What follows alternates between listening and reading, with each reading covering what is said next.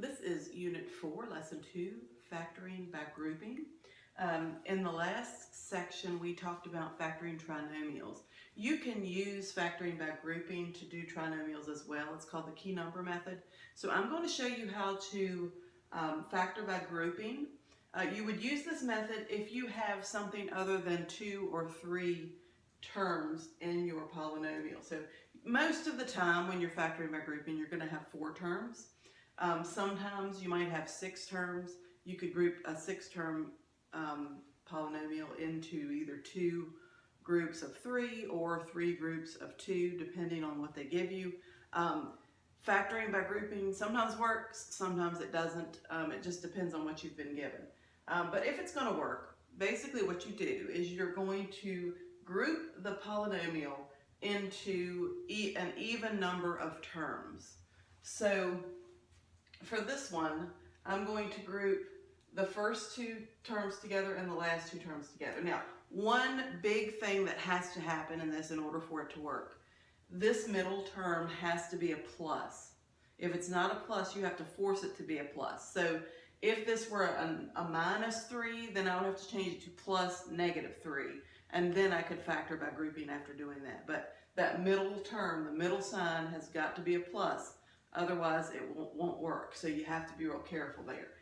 So I'm going to just group this into 2 groups. That was a plus, so it's okay to group. And then what I'm going to do is I'm going to take out the greatest common factor in each of these groups. So for this one, the greatest common factor would be x squared. So when I take an x squared out of each of these, I have an x plus 2 left on the inside. So it's really the reverse of the distributive property. And I'm going to do that twice. Here, those both have a 3 in common. So I'm going to bring out a 3, and I will have x plus 2. If factoring by grouping is going to work, then the 2 things that you have in parentheses will be the same. If those 2 things are not the same, factoring by grouping won't work. Okay? So since these are the same, what I'm going to do is I'm going to think about this as a 2-termed polynomial now. This is one of the terms, and this is the other term. I've got a plus in between my 2 terms. Okay? Now, what you can do here is just do the distributive property. Remember, if we have the distributive property, let's say we have something like this, 2x plus 2y. Well, both of those terms have a 2 inside them. So I can distribute out the 2 and be left with whatever was multiplied by the 2, and that would go in the parentheses. Well, essentially, we're really doing the same thing here. If you look at this, the x squared is multiplied by x plus 2, and the 3 is multiplied by x plus 2. So this term has an x plus 2, and this term has an x plus 2. So instead of just distributing out a whole number like a 2, we're actually going to distribute out a binomial. So we're going to take out from each of these sections the x plus 2. I'm allowed to do that because they're multiplied by the other part of the term. So I'm going to take out the x plus 2 for each of those. So I'm going to take out the x plus 2. That will come to the outside.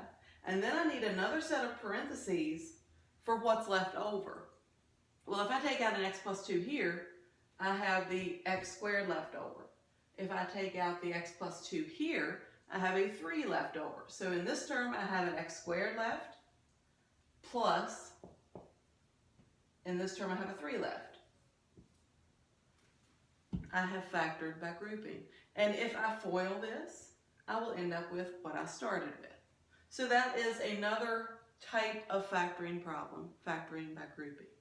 And just like any factoring problem, if you have something in common in all of the terms, you have to bring out the greatest common factor first. Okay, these just don't happen to have any yet. We'll get some that do in a minute.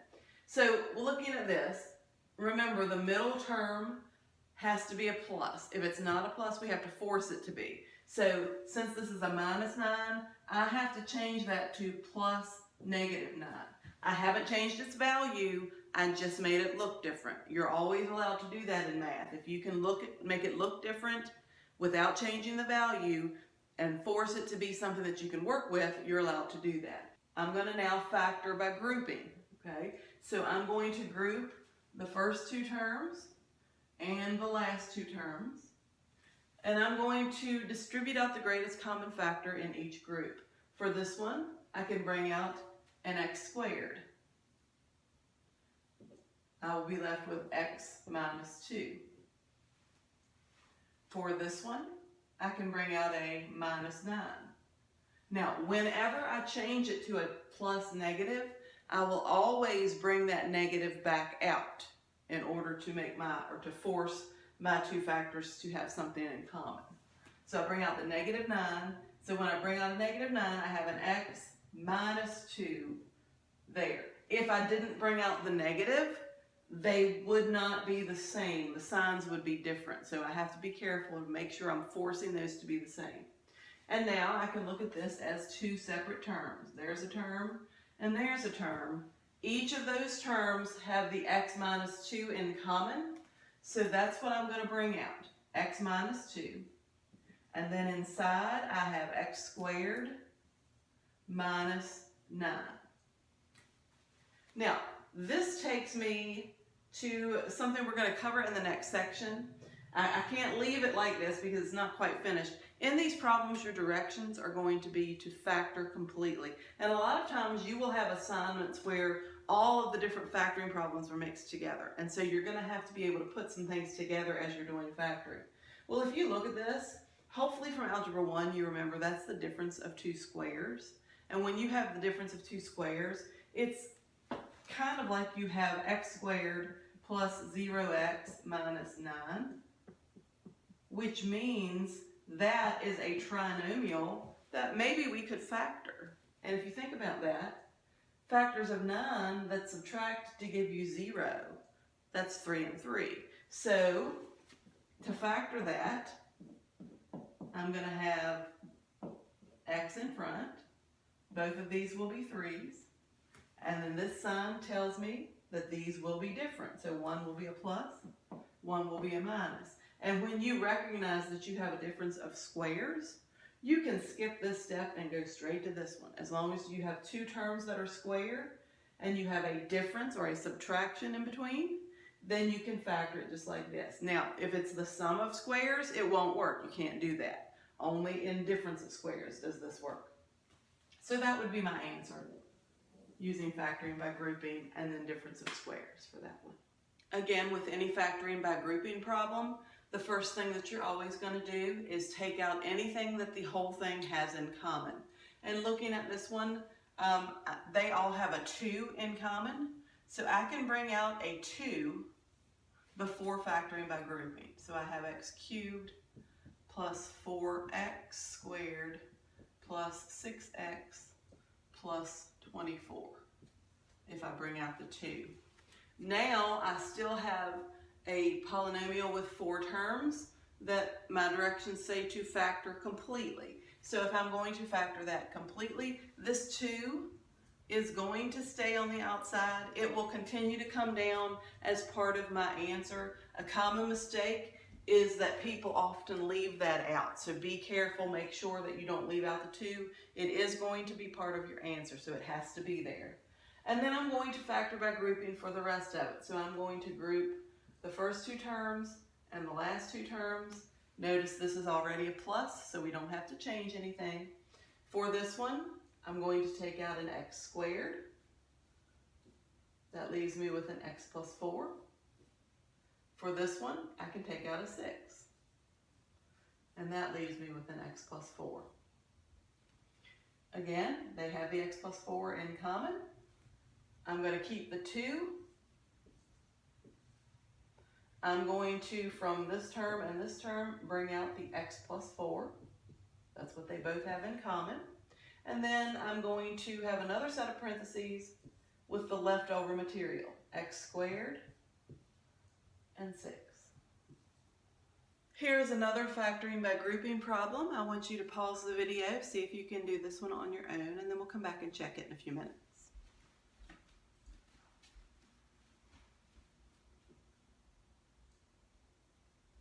the first thing I'm going to do in this one is make sure all four terms don't have anything in common. And I don't see where anything can come out of the whole polynomial. So nothing comes out to begin with.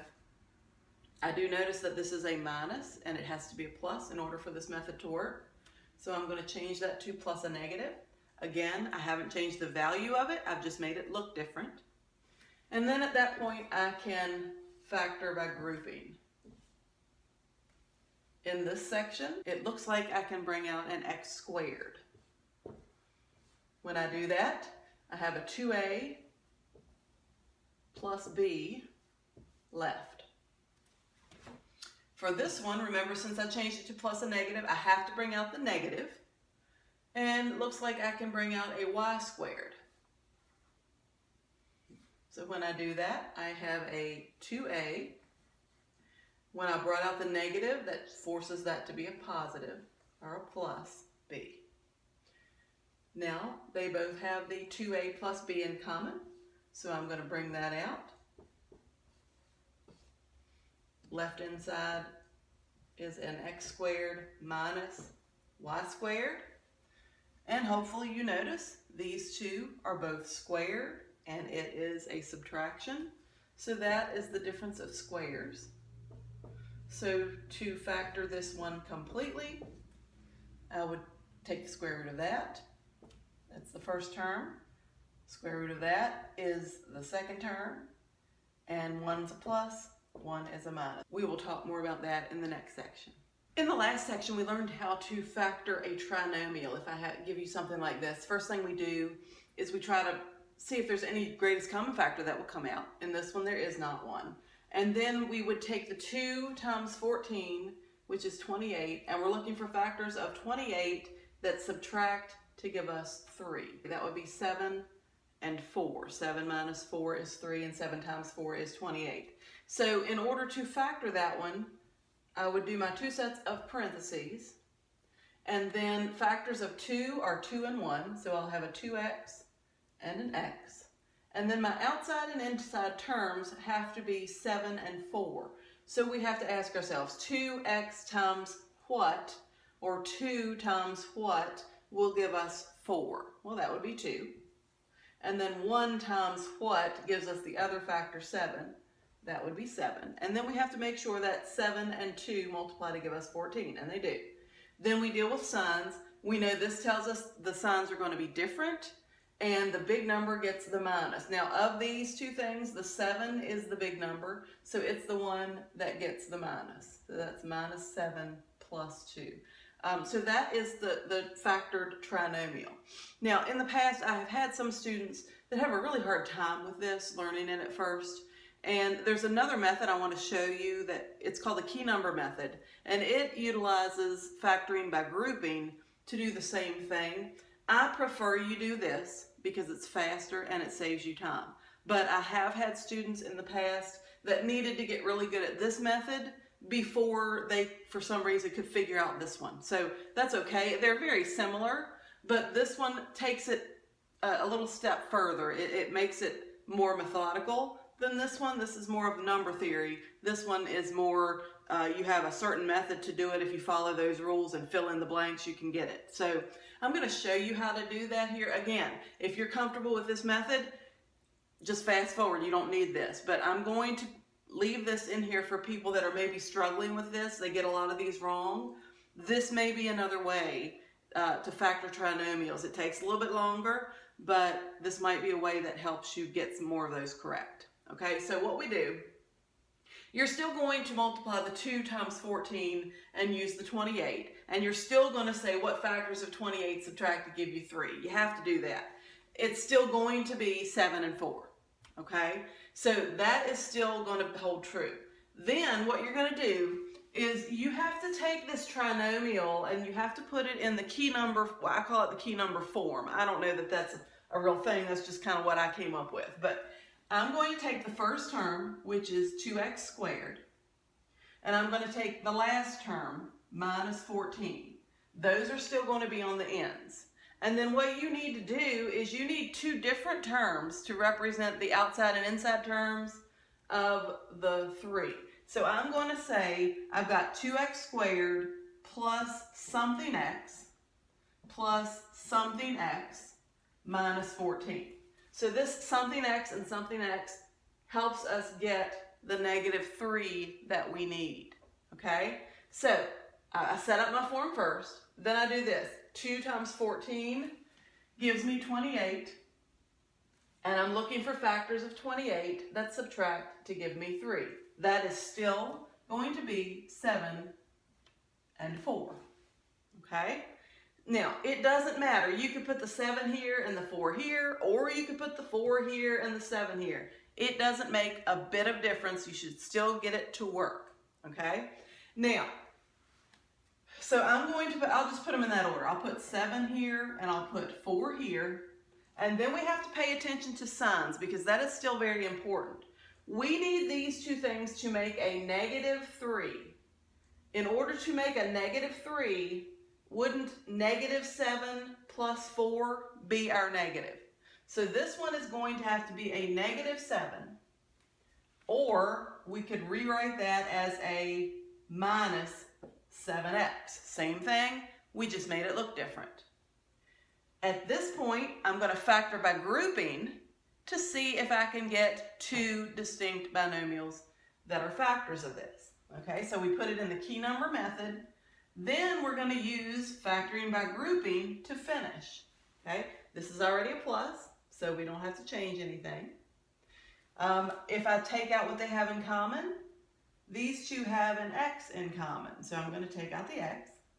I have left 2x minus 7. Then for this one, I'm going to take out what they have in common. They have a 2 in common. I have a plus 2. And if I bring out the 2, I've got a 2x minus 7.